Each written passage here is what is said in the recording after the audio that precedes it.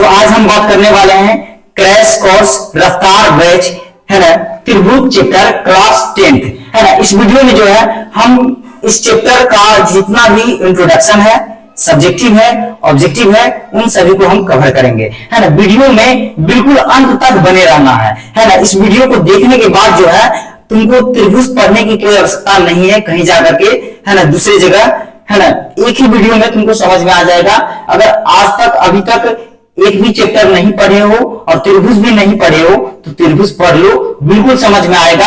अगर वास्तविक संख्या नहीं भी पढ़े हो, बहुपद नहीं भी पढ़े हो तो त्रिभुज बिल्कुल समझ में आएगा ही आएगा। तो शुरू से अंत तक बस बने रहना है, ठीक है। चैप्टर का नाम है त्रिभुज, त्रिभुज की समरूपता है ना। हालांकि हम इसका नाम दिए त्रिभुज की समरूपता है ना। एनसीईआरटी में दे रखा है त्रिभुज है ना, वही हुआ त्रिभुज की समरूपता। समरूपता समरूपता ही होना चाहिए, ठीक, क्योंकि समरूपता की बात की जा रही है इसमें। अब कहता है त्रिभुज की समरूपता। समरूपता का अर्थ क्या होता है? समरूपता का अर्थ होता है एक जैसा रूप है ना, एक ही जैसा दिखना समरूपता कहलाता है। क्या कहलाता है? एक ही जैसा दिखना समरूपता कहलाता है। मतलब समान रूप है ना, आकार बड़ा हो या छोटा हो लेकिन रूप क्या हो? समान हो, एक जैसा दिखे है ना। जैसे एक वर्ग भी दिखता है ना, एक बड़ा वर्ग दिखता है, वो भी वर्ग दिखता है लेकिन उसका रूप क्या होता है? बिल्कुल समान होता है। एक छोटा वृत्त ले या बड़ा वृत्त ले, दोनों क्या कहलाएगा? वृत्त ही कहलाएगा और उसका रूप भी समान है ना। रूप भी क्या है? कहीं ना कहीं समान है। ताजमहल का जो पिक्चर है, एक छोटा पिक्चर ले या बड़ा पिक्चर ले, दोनों समान रूप होगा। तो वही कहता है त्रिभुज की समरूपता है ना। अब कहता है सबसे पहले हम बात करेंगे बहुभुजों में है ना, बहुभुजों में समरूपता। बहुभुजों में समरूपता, बहुभुजों में समरूपता की बात हम करेंगे, ठीक है, कि बहुभुज में समरूपता होने के लिए क्या क्या शर्त होना चाहिए है ना। डायरेक्ट हम जो है कम समय में सभी चीजों को कवर करने का प्रयास करेंगे। तो पहला शर्त है, कहता है बहुभुज है ना, बहुभुजों के संगत कोण है ना। संगत कोण मतलब साथ लगने वाले कोण है, बराबर होना चाहिए। क्या होना चाहिए बाबू?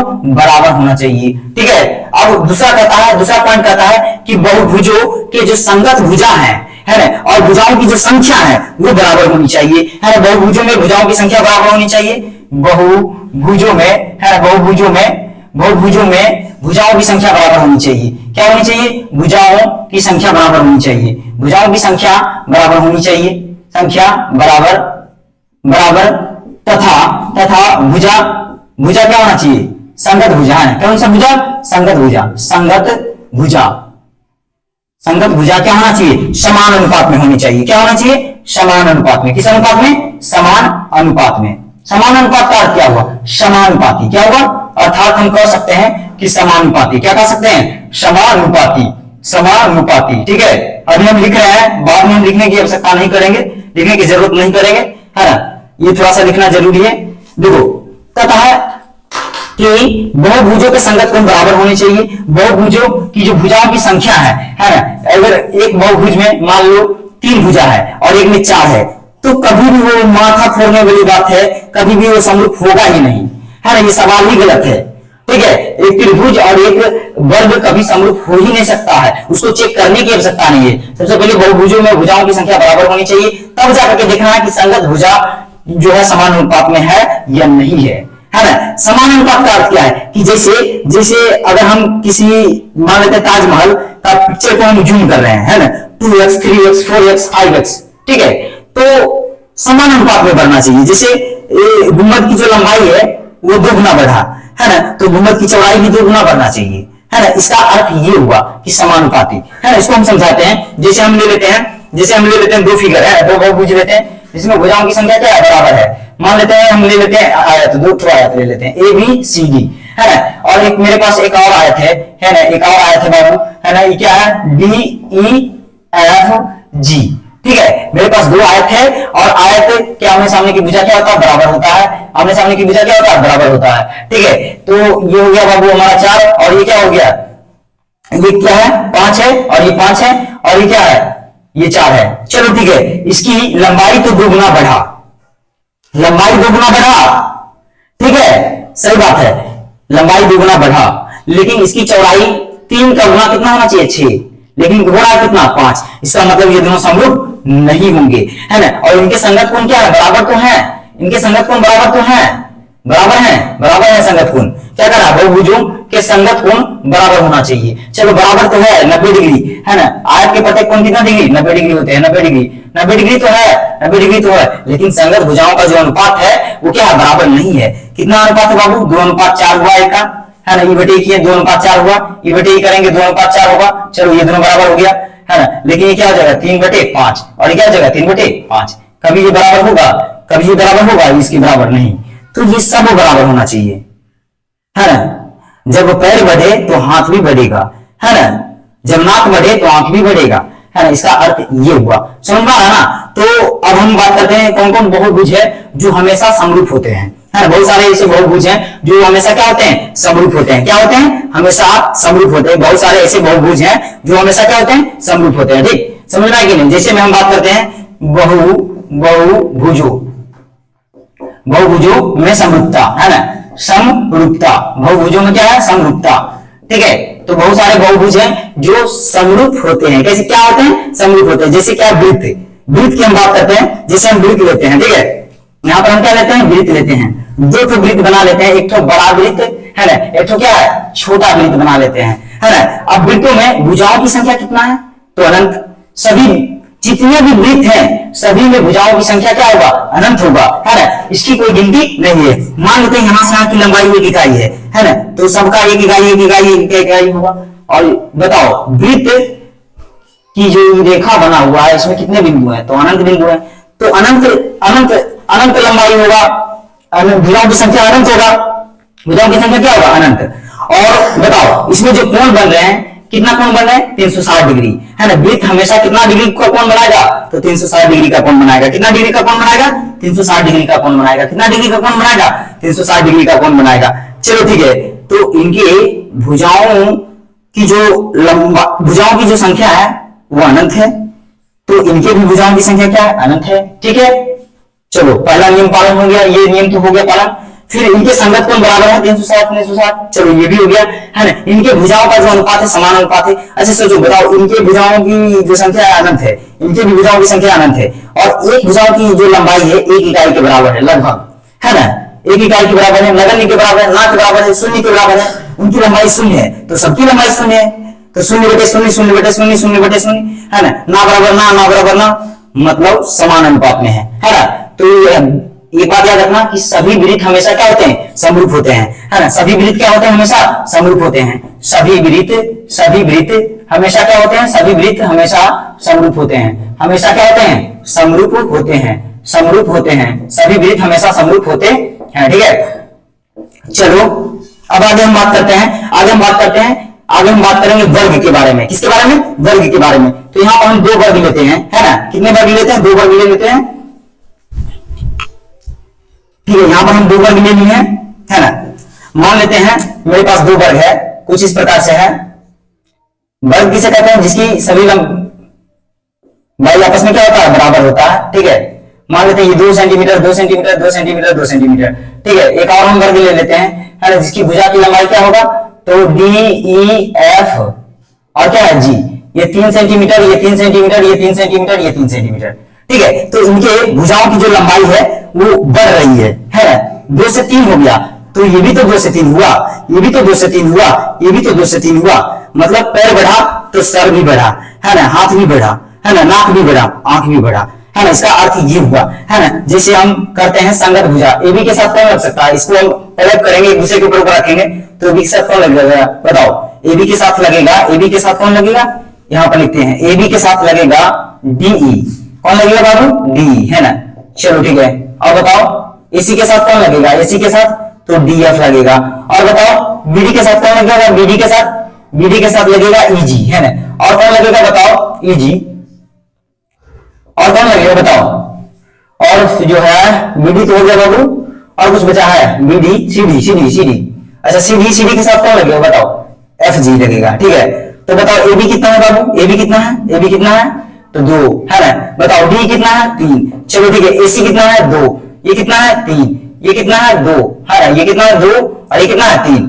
ठीक उसी प्रकार से 2:3, 2:3, 2:3, है ना, मतलब समान अनुपात में बढ़ रहे हैं, है ना, समान अनुपात में बढ़ रहे हैं।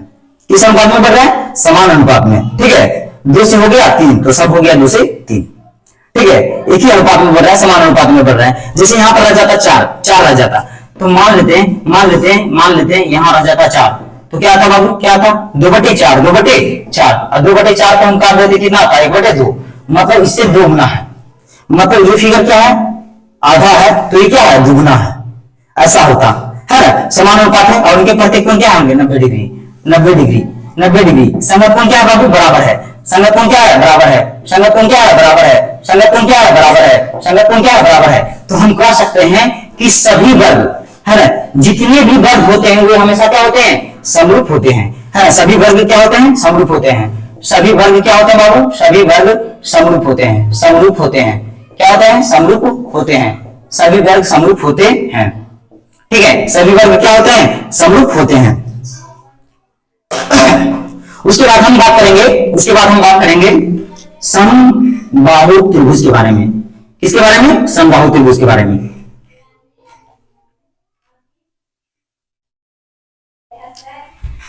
जैसे हम ले लेते हैं समबाहु त्रिभुज ले लेते हैं। ठीक है, क्या ले लेते हैं, समबाहु त्रिभुज ले लेते हैं दोस्तों, है ना। समबाहु किसे कहते हैं, जिसकी सभी भुजा आपस में क्या हो, बराबर हो। वैसा त्रिभुज जिसकी सभी भुजा आपस में क्या हो, बराबर हो। ए बी सी, है ना। और मेरे पास एक और त्रिभुज है जो बड़ा है थोड़ा सा, है ना, ये है डी ई एफ। ठीक है, और मान लेते हैं ये 2 सेंटीमीटर, तो 2 सेंटीमीटर, 2 सेंटीमीटर। ये मान लेते हैं कि 6 सेंटीमीटर, 6 सेंटीमीटर, है ना, तो ये भी 6 होगा, ये भी 6 होगा। समबाहु मतलब सभी भुजा बराबर हो। समबाहु त्रिभुज किसे कहते हैं, जिस त्रिभुज की तीनों भुजा आपस में क्या हो, बराबर हो। और समबाहु त्रिभुज में जब तीनों भुजा बराबर है तो तीनों कोण भी बराबर होगा, तो तीनों कोण बराबर होगा तो कितना डिग्री, 60 डिग्री, 60 डिग्री, 60 डिग्री, है ना, 60 डिग्री, 60 डिग्री, 60 डिग्री। मान लेते हैं x degree, x degree, x degree, x degree, कितना डिग्री, 3x डिग्री। अब बराबर में रखेंगे 180, त्रिभुज के तीनों कोण का योग 180, काट देंगे कितना होगा बताओ, 3x इक्वल टू 180, काट देंगे कितना होगा x का मान 60 डिग्री। मतलब प्रत्येक कोण क्या है 60 डिग्री, ये भी 60 तो ये भी 60, ये भी 60 तो ये भी 60, ये भी 60 तो ये भी 60। मतलब प्रत्येक कोण क्या है बाबू, बराबर हुआ। और इसमें भुजाओं की संख्या बताओ, इसमें भुजाओं की संख्या कितना है 3, इसमें भुजाओं की संख्या कितना है बताओ 3। ठीक है, तो भुजाओं की संख्या बराबर है, संगत कोण बराबर है, और उनके जो भुजा है समान अनुपात में है। किस अनुपात में है, समान अनुपात में है। इधर आता 2/6, 2/6, 2/6, सम हो रहा 2/6, है ना। क्या हो जाएगा बाबू, ए बी बटे क्या हो जाएगा बताओ, डी ई, है ना। और क्या हो जाएगा बाबू, ए सी बटे क्या हो जाएगा, डी एफ, है ना। और बताओ क्या हो जाएगा, बी सी बटे क्या हो जाएगा बाबू, ई एफ, है ना। ए बी कितना है, ए बी कितना है बताओ, 2 है। ए बी कितना है, 2 है। चलो डी कितना है बताओ, तो डी कितना है बाबू, 6 है। ए सी कितना है, 2 है। डी एफ कितना है, 6 है। ये कितना है, 2 है। ये कितना है, 6 है। काट देंगे क्या होगा बाबू, 3 3 3 3। मतलब इस त्रिभुज का ये तिगुना है, इस त्रिभुज का ये कितना है, तिगुना है। मतलब यही देखना है कि कितने गुना हो जाए। मान लो एक फिगर है, उसका हम 3 गुना कर दे, ये 4 गुना कर दे, है ना, लेकिन फिगर तो वही है ना, उसी के जैसा है, समरूप है, एक जैसन है। दुगुना कर दे या तिगुना कर दे या चौगुना कर दे, लेकिन फिगर का जो आकार है, आकृति है, जो बनावट है, वो क्या है, समान है। इसीलिए हम कहते हैं समरूपता। क्या कहते हैं, समरूपता। तो याद रखिएगा हमेशा कि सभी समबाहु त्रिभुज हमेशा क्या होते हैं, समरूप होते हैं, है ना। इसे याद रखना है कि सभी समबाहु त्रिभुज क्या होते हैं, हमेशा समरूप होते हैं। क्या याद रखना है, सभी समबाहु त्रिभुज हमेशा समरूप होते हैं। तो इस बात से याद रखना है कि सभी समबाहु त्रिभुज, है ना, समबाहु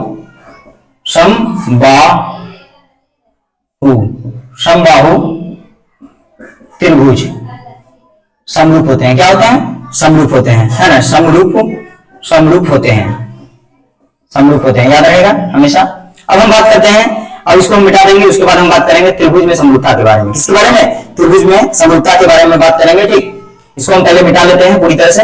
ये था बहुभुज में समरूपता।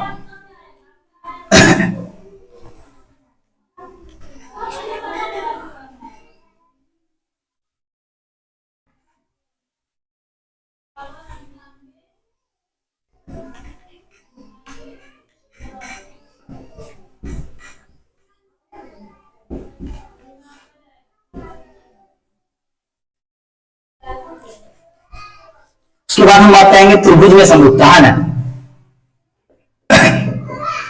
त्रिभुज में समरूपता, समरूपता, ठीक है, समरूपता।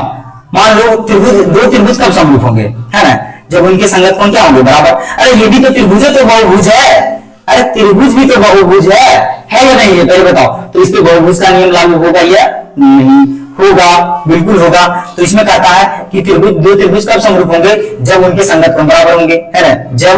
जब संगत कोण, है ना, संगत कोण बराबर होंगे, ठीक है, संगत कोण बराबर होंगे, ये तो समरूप हो सकता है। या तो, है ना, क्या हो सकते हैं बाबू, जब संगत भुजा, है ना, संगत भुजा, कौन सी भुजा, संगत भुजा, संगत भुजा क्या हो, समानुपाती हो, संगत भुजा समान अनुपात में हो। किस अनुपात में हो, समान अनुपात में हो, समान अनुपात में हो, ठीक है, समान अनुपात में हो। अर्थात क्या हो बाबू, अर्थात हम कह सकते हैं, अर्थात क्या कह सकते हैं, समानुपाती। क्या कह सकते हैं, समानुपाती। क्या कह सकते हैं, समानुपाती कह सकते हैं, है ना, समानुपाती। क्या कह सकते हैं, समानुपाती। मतलब जब दो त्रिभुज के संगत कोण बराबर हो या तो उनके साथ लगने वाली भुजा समान अनुपात में हो, तब क्या होंगे, समरूप होंगे। जैसे मान लेते हैं मेरे पास क्या है बाबू, दो त्रिभुज है, ठीक है, दो त्रिभुज है, ठीक है, दो त्रिभुज है, ठीक है, ए बी सी डी, है ना, ए बी सी हो गया, है ना। उसके बाद क्या है, डी ई एफ है, ठीक है। ये दोनों समरूप होंगे, क्या होंगे, समरूप का जो सिंबल है, समरूप का जो सिंबल होता है, ठीक है, हम जल्दबाजी में ना बता पाए, समरूप का जो सिंबल होता है ये होता है समरूपता, है ना। यदि कोई बहुभुज समरूप है तो ये साइन होगा, ठीक, समझ आ रहा है बात, ये साइन होगा, ठीक।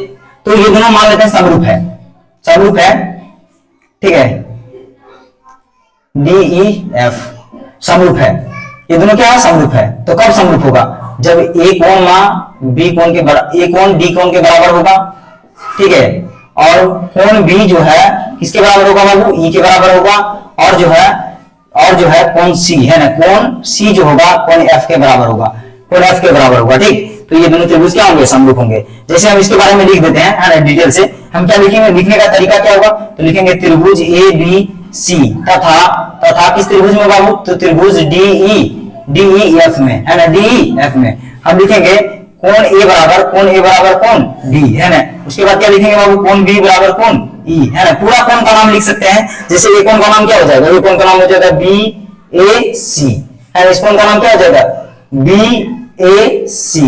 यह तो हम कह सकते हैं कि कोण सी ए बी, ठीक है, ये बीच में रहेगा, ठीक। तो पूरा नाम भी लिख सकते हैं, शॉर्ट नाम भी लिख सकते हैं, उससे कोई दिक्कत नहीं है। यहाँ पर एक ही कोण है तो पूरा नाम ना लिख करके शॉर्ट नाम लिखते हैं, है ना। कोण सी बराबर क्या हो जाएगा बाबू, ये कोण किसके साथ लगेगा, तो एफ के साथ लगेगा, तो कोण एफ, है ना। अब कह सकते हैं कि ये त्रिभुज और ये त्रिभुज दोनों आपस में क्या है, समरूप है, क्या है, समरूप है, ठीक। तो त्रिभुज ए बी सी समरूप है किसके, तो त्रिभुज डी ई एफ के। कैसे बाबू, तो एंगल से, ठीक, एंगल से है, ठीक है, किसे, एंगल से है, मतलब कोण से है, ठीक। ये होता है त्रिभुज में समरूपता की कसौटी, है ना। इसके बारे में हम बाद में चर्चा करेंगे, ठीक। और मान लो कि किसी त्रिभुज की संगत भुजा समान अनुपात में हो, तो वो भी क्या होंगे, समरूप ही होंगे, ठीक, समझा जी ने। अब उसके बाद हम बात करते हैं त्रिभुज में जितने भी परिमेय दे रखे हैं उसके बारे में हम बात करते हैं, ठीक। एक बात कर लेते हैं कि जब संगत भुजा बराबर हो, जैसे मान लेते हैं मेरे पास दो त्रिभुज है, ठीक, क्या बाबू, दो त्रिभुज है, ठीक, त्रिभुज ए बी सी, है ना, और एक त्रिभुज छोटा सा है, क्या है बाबू, डी ई एफ है, ठीक। तो मानते हैं ये दो है, ठीक, ये दो है, ठीक है। तो ये इसका दुगुना हो गया 4, ये 3 है तो ये 6, ये 4 है तो ये है 8। मतलब इसका मान लो पैर दुगना बढ़ा तो सर भी दुगना बढ़ा, ठीक है ना, नाक भी दुगना बढ़ा, 3 का गुना 6, 2 का गुना 4, 4 का गुना 8, मतलब दुगना और दुगना कर दिए, आधा होना चाहिए ना, आधा कर देते हैं क्योंकि छोटा फिगर है ना। चलो ठीक है, 4 का आधा और 1 का 2 का आधा कितना होगा 1, चलो ठीक है, और 3 का आधा 1.5, चलो ठीक है, और ये हो गया, है ना। तो 1 का दुगना क्या हुआ 2, है ना, और 1.5 का दुगना क्या हुआ 3, और 2 का दुगना क्या हुआ 4। तो यही फिगर बा ये है, खाली इसको हम जूम कर दिए, ये ला दिए, और इसको हम छोटा करके ये कर दिए, मतलब ये दोनों एक ही रूप है, ठीक। तो ये दोनों क्या है, समरूप है। अब जैसे उनकी भुजा संगत भुजा समानुपाती है तो इनके कोण कहीं ना कहीं बराबर अपने आप हो जाएंगे, ठीक, इनके कोण अपने आप बराबर हो जाएंगे, है ना। और ये क्या कहलाएंगे, त्रिभुज समरूप कहलाएंगे, ठीक है। तो हम बात करेंगे त्रिभुज की समरूपता की कसौटी के बारे में बाद में, ठीक है। पहले हम बात कर लेते हैं त्रिभुज में जितना भी परिमेय दे रखा है सबके बारे में, ठीक। तो इसको मिटा लेते हैं।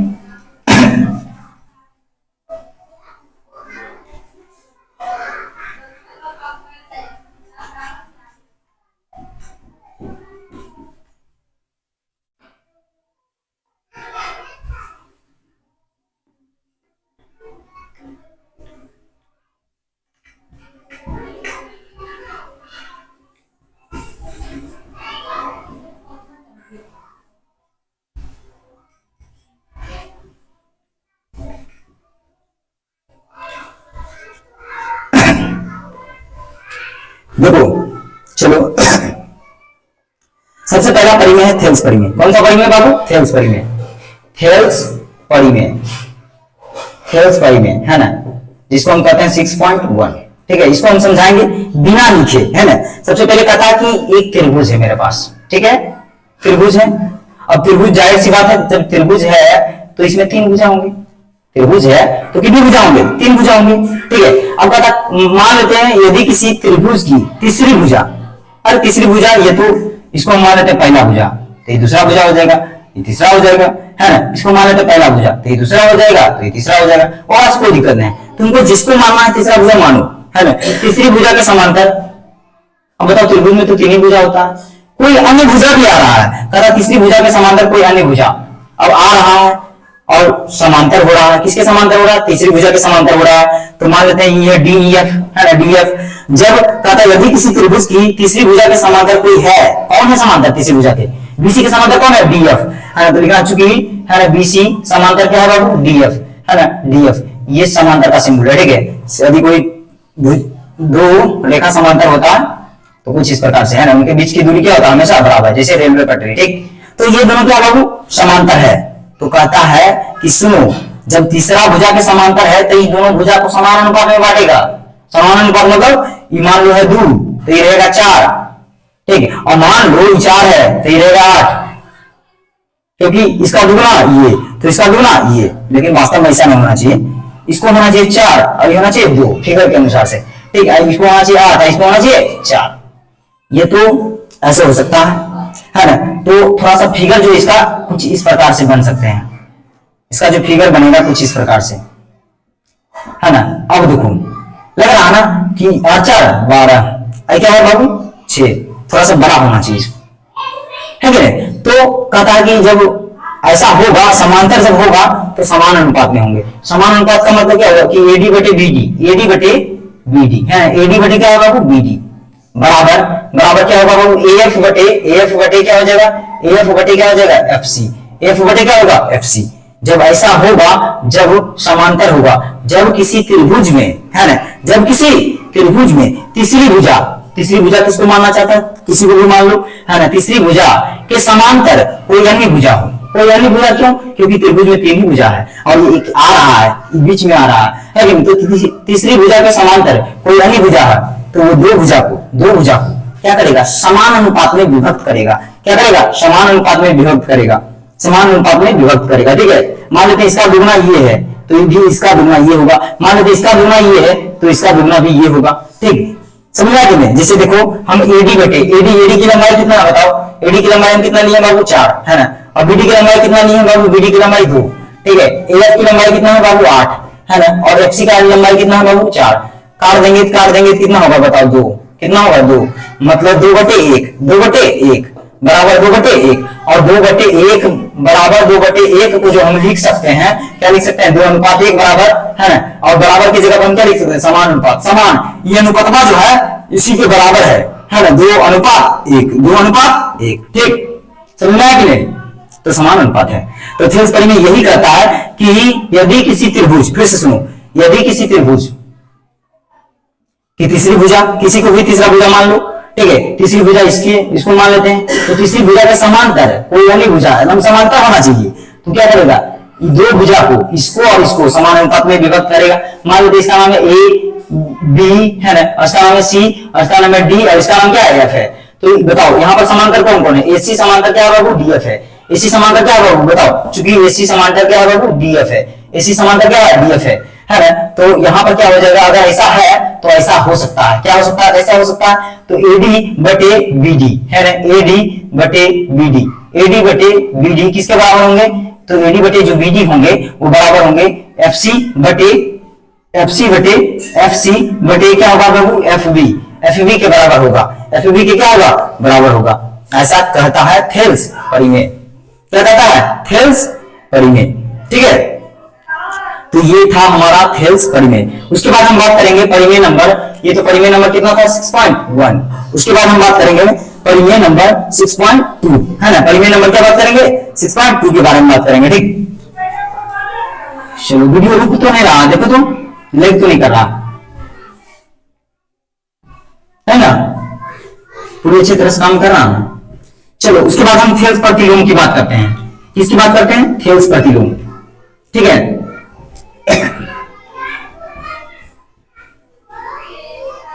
थेल्स प्रतिलोम किसकी बात करेंगे, थेल्स प्रतिलोम है ना, थेल्स प्रतिलोम है ना, प्रतिलोम, थेल्स प्रतिलोम मतलब थेल्स विलोम। देखो उसमें क्या कहा गया था, यदि किसी त्रिभुज की तीसरी भुजा के समांतर कोई अन्य भुजा है तो दो भुजा को समान अनुपात में विभक्त करेगा। और हम कहते हैं कि यदि किसी त्रिभुज को तीसरी भुजा समान अनुपात में विभक्त कर रहा है, किस अनुपात में, समान अनुपात में है ना, समान अनुपात में विभक्त कर रहा है। ये पता नहीं है कि दोनों समांतर है या नहीं है, लेकिन ये पता है कि दोनों का अनुपात क्या है, बराबर है। दोनों का अनुपात क्या है बाबू, बराबर है, मतलब एडी बटे बीडी बराबर क्या है बाबू, एएफ बटे क्या है बाबू, एफसी है। ऐसा हो रहा है तो ऐसा होगा है ना, क्या होगा बाबू, डीएफ समांतर क्या होगा, बीसी होगा। अच्छा हम कह दें कि मान लो कोई व्यक्ति गरीब है तो उसके पास क्या होगा, झुग्गी झोपड़ी होगा है, और जिसके पास झुग्गी झोपड़ी है वो गरीब है, सिंपल सी बात है, ऐसा हो सकता है। हालांकि ये एग्जांपल नहीं देना चाहिए, और कुछ भी एग्जांपल दे सकते हैं बहुत सारा, जिसे मान ले जाए है ना, मान ले जाए कह देंगे कि कोई व्यक्ति कमजोर है ना, तो वो हारेगा है ना, और जो हार रहा है वो व्यक्ति कमजोर है, सिंपल सी बात है ना। तो ये क्या बाबू, समानुपाती है तो समांतर होगा है ना, और उसमें क्या था, समांतर था तो समानुपाती हुआ। ठीक है, ये था हमारा थेल्स प्रतिलोम। क्या था, थेल्स प्रतिलोम। जैसे हम कह दिए कि बताओ बाबू, बताओ एडी और बीडी, एडी बटे बीडी और एएफ बटे एफसी बराबर है 2:3। 2 अनुपात क्या है, 3। तो बताओ ये दोनों समांतर है या नहीं है, तो बताओ ये दोनों का अनुपात बराबर है, तो कहीं ना कहीं ये समांतर है, तभी तो है, समांतर रहेगा तभी तो वो समान अनुपात में काट सकता है ना। तो इसका मतलब है कि डीएफ समांतर क्या है बाबू, बीसी है। अगर ऐसा हो रहा है तो ऐसा होगा, अगर ऐसा हो रहा तो ऐसा होगा, और ऐसा हो रहा तो ऐसा होगा, सिंपल सी बात है। ठीक, समझ में आना, हाँ तो समझ में आना चाहिए, आना भी चाहिए। ठीक है, इसको मिटा देते हैं। उसके बाद हम बात करते हैं त्रिभुज की समरूपता की कसौटी के बारे में है ना, त्रिभुज की समरूपता की कसौटी के बारे में बात करते हैं। त्रिभुज की समरूपता की कसौटी के बारे में बात करेंगे।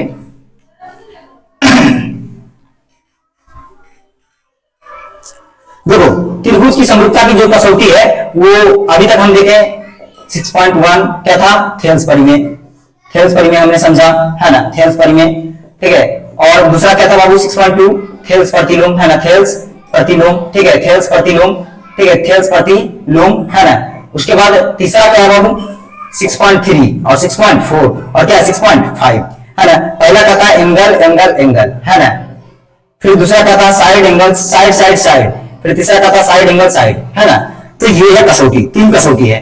पहला क्या था, पहला इसके बारे में हम बताते हैं। जैसे मान लो मेरे पास 2 त्रिभुज है, ठीक है, क्या बाबू ए बी सी है ना, और दूसरा त्रिभुज जो है, दूसरा त्रिभुज कुछ बड़ा है ना, क्या है डी ई एफ है। ठीक है, डी ई एफ है, और ये दे रखा है 20 डिग्री, तो ये भी दे रखा है 20 डिग्री है ना, ये दे रखा है 40 डिग्री, तो ये भी दे रखा है 40 डिग्री है ना, और ये जो है दे रखा है मान लेते हैं दे रखा है 100 डिग्री। ठीक है, 100 नहीं, कितना हो जाएगा बाबू 60 हो रहा है इधर ना, तो 120 होना पड़ेगा इसको ना। चलो ठीक है, थोड़ा सा इसको 60 डिग्री हो गया, तो ये मान लेते हैं 80 डिग्री दे रखा है। बोलते बोलते जो है ना गला फंस जाता है।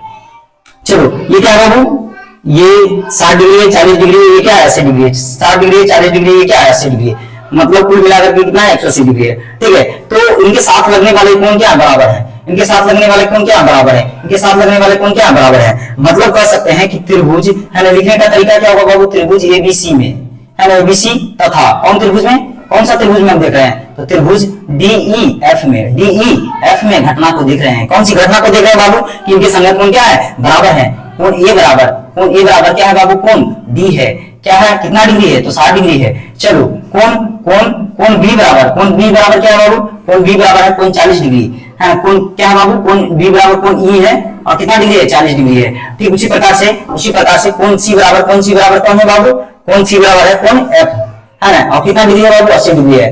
ठीक है, तो हम कह सकते हैं कि त्रिभुज एबीसी समरूप होंगे किसके बाबू, तो त्रिभुज डीईएफ के है ना, त्रिभुज डीईएफ के कैसे, तो एंगल कसौटी से है ना। तो याद रखना कि यदि किसी त्रिभुज की यदि दो त्रिभुज है ना के संगत कोण आपस में क्या हो बराबर हो, तो वो दोनों त्रिभुज क्या होंगे समरूप होंगे। यदि दो त्रिभुज के संगत कोण आपस में क्या हो बराबर हो, यदि दो त्रिभुज है ना, समरूपता हमेशा दो आकृति के बीच में ही होगा है ना, समरूपता क्या होगा हमेशा दो आकृति के बीच में ही होगा। ठीक है, तो कहता है दो त्रिभुज की संगत भुजा यदि बराबर हो है ना, यदि समान हो, तो वो दोनों त्रिभुज क्या होंगे समरूप होंगे, और समरूप का ये क्या है बाबू साइन है। ठीक है, चलो अब हम आते हैं इसमें। ठीक है, इसको मिटा लेते हैं।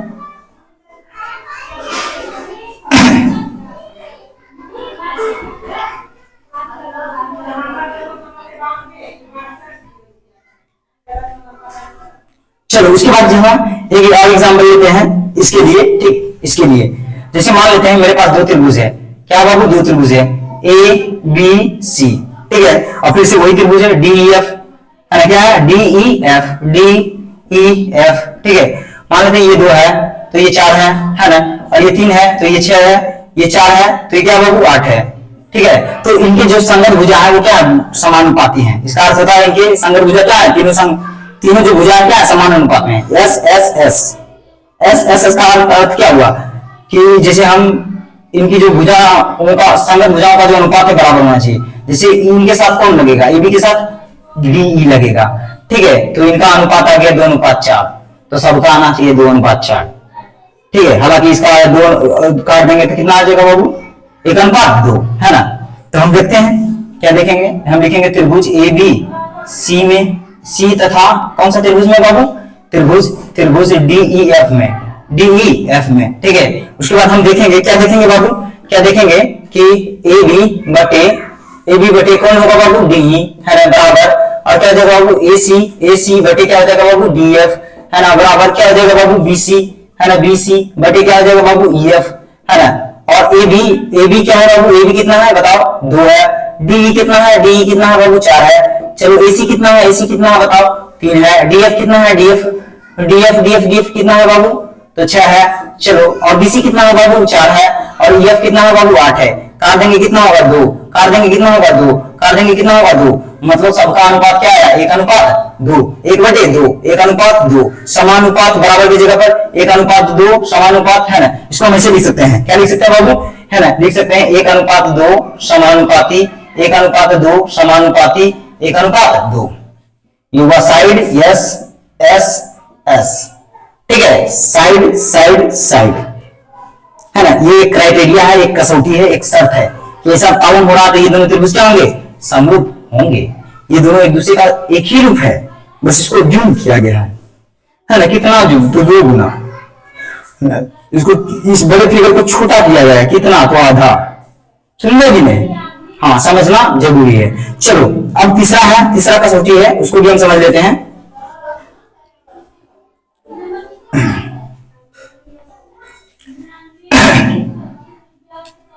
अगला जो है, अगला कुछ इस प्रकार से है, कहता है कि देखो मान लो कि दो त्रिभुज की जो भुजा है ना, कम से कम 2 भुजा समान अनुपात में हो। 2 भुजा किस अनुपात में हो, समान अनुपात में हो। 2 भुजा किस अनुपात में हो, तो बिल्कुल समान अनुपात में होना चाहिए है ना, क्या होना चाहिए समान अनुपात में। ठीक, समान अनुपात में, जैसे 2 का गुना 4 हो रहा है, 3 का गुना कितना होगा वो 6 हो रहा है, और इसका मालूम नहीं है क्या हो रहा है, लेकिन इसके जो बीच वाला है 2 और 3 के जो बीच कोण है, और इधर 4 और 6 का जो बीच कोण है, अगर बराबर हो रहा है, मान लीजिए 60 डिग्री है और ये भी 60 डिग्री है, तो ये दोनों त्रिभुज क्या होंगे, समरूप होंगे, है ना। किस नियम से, साइड एंगल साइड से, है ना। कैसे इसको हम चेक करेंगे, तो हम लिखेंगे त्रिभुज ए बी सी तथा क्या लिखेंगे बाबू, त्रिभुज डी ई एफ, है ना, डी ई एफ में, है ना, क्या लिखेंगे, डी ई एफ में, ठीक है, इस तरह से लिखेंगे। उसके बाद क्या है बाबू, ए बी बटे हम क्या करेंगे, डी ई, है, ए बी बटे डी ई, और क्या है बाबू, ए सी बटे क्या है बाबू, ए सी बटे डी एफ, ए सी बटे क्या है बाबू, डी एफ। अब बताओ ए बी बटे डी ई कितना है बाबू, ए बी कितना है बाबू 2, और डी ई कितना है बाबू 4, चलो ए सी कितना है बाबू, ए सी 3, और डी एफ कितना है बाबू 6, काट देंगे कितना होगा 2, काट देंगे कितना होगा 2, 1:2, समानुपात 1:2, है ना। इस तो हो रहा है, लेकिन इसके जो बीच के कोण है वो भी बराबर हो रहे हैं, क्या बाबू, कोण ए बराबर क्या हो रहा है, कोण ए बराबर क्या हो रहा है, कोण डी हो रहा है, कितना डिग्री, तो 60 डिग्री। तो हम कह सकते हैं, क्या कह सकते हैं कि त्रिभुज ए बी सी समरूप है किसके, तो त्रिभुज डी ई एफ के। कैसे बाबू, कैसे, तो साइड मतलब भुजा का अनुपात, है ना, एंगल मतलब एंगल बराबर होना चाहिए, ठीक है, भुजा का अनुपात बराबर होना चाहिए, और बीच के कोण बराबर होना चाहिए दो त्रिभुज के बीच में, तब ये क्या कहलाएंगे, समरूप। चलो अब आ जाते हैं परिमेय 6.6 में।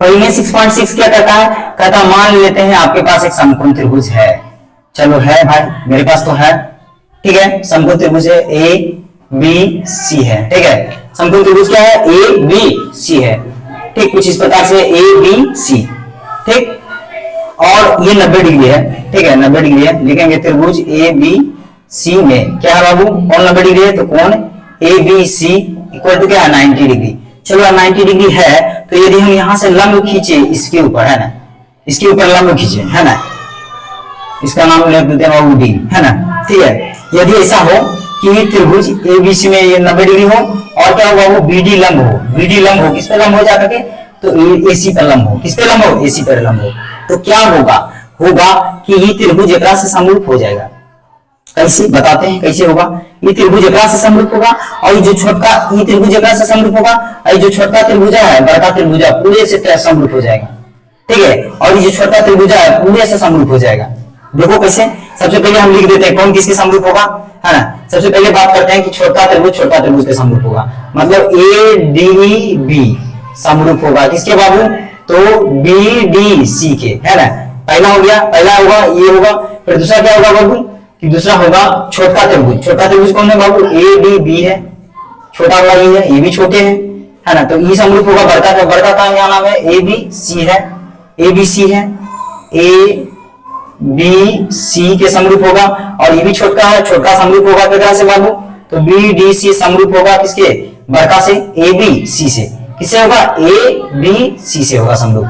अब इसका अर्थ क्या है हम समझाते हैं, देखो छोटा त्रिभुज के समरूप होगा, कैसे, मान लेते हैं मेरे पास दो त्रिभुज है, ये कितना डिग्री बाबू, 90 डिग्री, ये कितना डिग्री, 90 डिग्री, दो कोण होगा बराबर, चलो ठीक है, दो कोण तो हो गया बराबर। अब बताओ 90 का आधा करेंगे कितना होगा, 45, तो दो कोण हुआ बराबर, 90 45, और तीसरा कोण बराबर हो या ना हो, तीसरा कोण को बराबर होना पड़ेगा, ठीक है। कैसे बाबू समझो, कैसे, मान लेते हैं मेरे पास दो त्रिभुज है, ठीक है, दो त्रिभुज है, मान लेते हैं ये 60 डिग्री है, ये 40 डिग्री है, ये भी 60 डिग्री है, ये भी 40 डिग्री है, तो बताइए कितना होगा, 80 होगा, ये भी कितना होगा, 80 होगा। तो जब दो कोण बराबर होता है किसी त्रिभुज में, है ना, तो तीसरा कोण अपने आप बराबर हो जाता है, तो हुआ छोटा त्रिभुज के समरूप।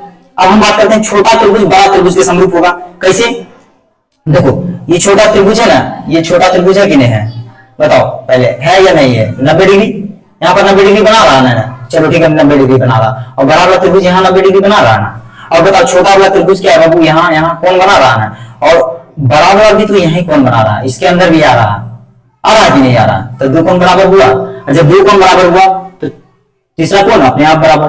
और जब किसी त्रिभुज की तीनों कोण है ना संगत कोण बराबर हो तो दोनों त्रिभुज क्या होंगे, समरूप होंगे। तो यहाँ पर हम कह सकते हैं कि छोटा वाला जो त्रिभुज होगा बड़ा वाला त्रिभुज के क्या होगा, समरूप होगा। ठीक, अब हम उसके बाद बात करते हैं छोटा वाला त्रिभुज जो है बड़ा वाला त्रिभुज के समरूप होगा। कैसे, फिर से ये देखो, ये कितना है बाबू, 90 डिग्री है। ये कितना है, 90 डिग्री है। बताओ इस छोटका वाला में ये कोण आ रहा है, चलो ठीक है, और ये बड़को वाला में ये कोण आ रहा है, तो ये कोण तो बराबर ही होगा हमेशा, होगा। तो ई कोण एक बराबर और ई 90 और ई 90 हुआ। बड़का में से ई 90 तो छोटा में से ई 90 है ना, और बड़का में से ई कोण आ रहा है तो छोटको में से ई कोण आ रहा है, तो दो कोण बराबर, तो तीसरा कोण अपने आप बराबर। तो हम कह सकते हैं कि छोटा वाला त्रिभुज बड़का वाला त्रिभुज समरूप होगा। तो यही था परिमेय, क्या था, परिमेय 6.6 है ना, परिमेय 6.6। ठीक है, अब अगला परिमेय की हम बात करते हैं, अगला परिमेय का चर्चा करेंगे हम। ठीक है,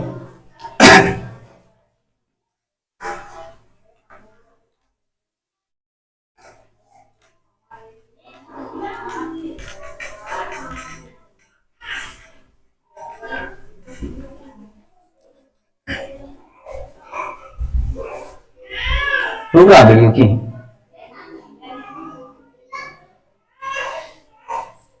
चलो ठीक है। देखो अगला जो परिमेय है, अगला परिमेय क्या है बाबू, 6.6 हम बता दिए। उसके बाद है 6.7। 6.7 कहता है मान लो तुम्हारे पास एक समकोण त्रिभुज है। ठीक है, समकोण त्रिभुज तो जाहिर सी बात है 90 डिग्री होगा, है ना, ए बी सी है ना। कहता किसी त्रिभुज में ए बी सी में है ना यदि कोई कोण 90 डिग्री हो, कौन कौन, तो ए बी सी 90 डिग्री है, तो वहां पर क्या होगा बाबू, पाइथागोरस थ्योरम लगेगा। क्या लगेगा, पाइथागोरस परिमेय लगेगा।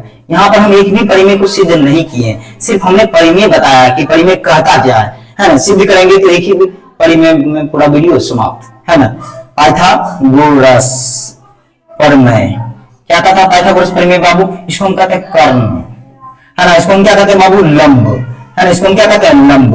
और इसको हम क्या कहते हैं बाबू, आधार, क्या कहते हैं, आधार कहते हैं। इसको हम क्या कहते हैं, आधार। तो मेरा जो परिमेय हो जाएगा वो हो जाएगा कर्ण स्क्वायर बराबर क्या होगा बाबू, लंब स्क्वायर, है ना, प्लस में क्या होगा, आधार स्क्वायर। क्या होगा बाबू, आधार स्क्वायर। ठीक है, मतलब कहने का अर्थ है कि AC का जो वर्ग होगा किसके बराबर होगा, तो AB के वर्ग प्लस, है ना, BC के वर्ग के बराबर होगा, है ना। इसका अर्थ क्या होता है पाइथागोरस परिमेय का बता भी देते हैं। जैसे मान लेते हैं इसके ऊपर हम बना दिए एक वर्ग, ठीक है, वर्ग मतलब वर्ग ही होता है ना। वर्ग हम उसका करेंगे तो वर्ग बना दे, है ना, और इधर भी हम वर्ग बना दे, तो इसका जो क्षेत्रफल होगा दोनों के क्षेत्रफल के योग के बराबर होगा। और हम किसी का भुजा का वर्ग कर रहे हैं तो वो तो क्षेत्रफल ही नहीं कर रहा वर्ग का, है कि नहीं। तो यही कहता पाइथागोरस परिमेय कि जब 90 डिग्री होगा तो पाइथागोरस परिमेय लगेगा। अब वो कहता कि जब पाइथागोरस परिमेय लगे, मान लो कोई त्रिभुज है तुम्हारे पास, ये तो हो गया।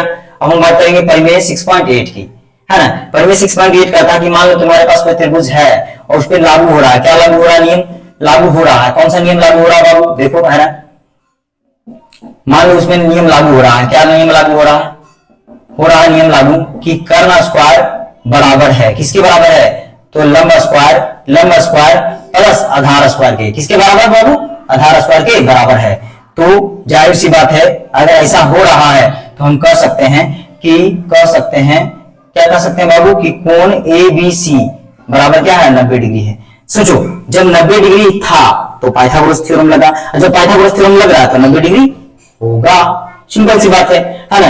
ये है पाइथागोरस परिमेय, तो ये पाइथागोरस परिमेय का प्रतिलोम है। ठीक, क्लियर है। चलो तो ये था परिमेय 6.7 और परिमेय 6.8। अब हम बात करेंगे लास्ट परिमेय 6.9। ठीक है, और इसी तरह से ये जो चैप्टर है समाप्त हुआ, है ना। इसके ऊपर जो है ऑब्जेक्टिव और सब्जेक्टिव हम अगले वीडियो में ला देंगे, है कि नहीं। बेईमानी कर लिया थोड़ा बहुत,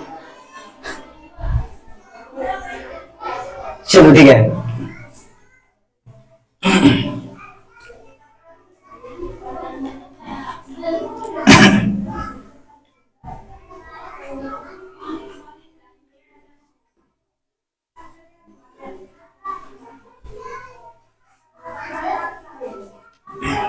अगला जो परिमेय है कहता कि मान लो तुम्हारे पास दो त्रिभुज है तो है, चलो ठीक है, दो त्रिभुज है, लेकिन शर्त यह है कि दोनों त्रिभुज समरूप है। तुमको पहले से मालूम है अब कौन नियम से समरूप है ये मालूम है, लेकिन क्वेश्चन कर रहा कि ये दोनों समरूप है, तो तुम मानो यार कि समरूप है। त्रिभुज ए बी सी समरूप है किसके, तो त्रिभुज डी ई एफ के समरूप है। दिया है क्या बाबू, दिया है। अगर दिया है तो कहता है कि इनके क्षेत्रफलों का जो अनुपात होगा इनके भुजाओं के अनुपात का वर्ग के बराबर होगा। इनके भुजाओं के अनुपात, इनके भुजा के अनुपात क्या होगा बताओ, ए बी बटे डी। क्या होगा बाबू, ए बी बटे डी होगा ना। और बताओ क्या हो जाएगा बाबू, ए सी बटे क्या होगा बाबू, डी एफ। और क्या होगा बाबू, बी सी बटे क्या होगा, ई एफ, है ना, ई एफ। ठीक है, भुजाओं का अनुपात। नहीं देखो तो क्या होगा, भुजाओं का अनुपात, है ना, भुजाओं का अनुपात, भुजाओं का अनुपात किसके बराबर होगा, तो भुजाओं के अनुपात का वर्ग, भुजाओं के अनुपात का वर्ग, है ना, किसके बराबर होगा, तो वर्ग कर देते हैं, वर्ग मतलब उस पर बराबर होगा इनके क्षेत्रफलों के अनुपात के बराबर। बताओ छोटा त्रिभुज का भुजा ऊपर रखें तो छोटा त्रिभुज का क्षेत्रफल ऊपर रखेंगे। एरिया ऑफ क्या रखेंगे बाबू, A B C, area of त्रिभुज ए बी सी बटे क्या हो जाएगा बाबू, एरिया ऑफ क्या हो जाएगा बाबू, डी ई एफ, त्रिभुज डी ई एफ। अब जैसे मान लेते हैं इन दोनों, है ना, इनके और इनके जो भुजाओं का अनुपात है मान लेते हैं 2:3 है, 2:3 है। तो बताओ कि एरिया ऑफ त्रिभुज ए बी सी बटे एरिया ऑफ त्रिभुज डी ई एफ क्या होगा बताओ। तो इनका हम वर्ग कर देंगे, सिंपल सी बात है, 2 का वर्ग 4 और बटे 9। तो इसका मतलब बताओ एबीसी का क्षेत्रफल क्या हो जाएगा, 4 सेंटीमीटर। एबीसी का क्षेत्रफल क्या हो जाएगा बाबू, 4 सेंटीमीटर। और बताओ डीएफ का क्या हो जाएगा बाबू, डीएफ का जो क्षेत्रफल हो जाएगा एरिया ऑफ त्रिभुज डीएफ का कितना हो जाएगा बाबू, 9 सेंटीमीटर। ठीक है, और मान लो पहले से तुमको दे रखा है, पहले से दे रखा है कि इसके क्षेत्रफल का अनुपात जो है 9:16 है। कितना बाबू, 9:16 है। तो बताओ इनकी भुजाओं का अनुपात क्या होगा, तो ई जो है इसके बराबर है, ई जो है इसके बराबर है और ई जो इसके बराबर है, कोई भी एक उठा लो। ठीक है, तो हम उठा लिए बी सी बटे ई एफ का वर्ग किसके बराबर होगा, तो area of A B C, है ना, बटे एरिया ऑफ क्या बाबू, डी एफ, डी एफ। ठीक है, तो हम देखते हैं बी सी बटे ई एफ का वर्ग जो है क्या बाबू, 9/16। अस्पार हटाएंगे क्या चलेगा, अंडर रूट, है ना, क्या चलेगा, अंडर रूट 9/16। तो बताओ BC कितना हो जाएगा बाबू, 9 का 3 होता है। और बताओ 16 का क्या होगा बाबू, 16 का क्या होगा बाबू बताओ, 4 होता है। तो हो जाएगा इनके भुजाओं का अनुपात क्या हो जाएगा, 3:4। तो आज के लिए इतना ही, अब मिलते हैं नेक्स्ट वीडियो के साथ। हम यही कहेंगे कि इस चैनल को जरूर से जरूर सब्सक्राइब कर दें। ठीक है।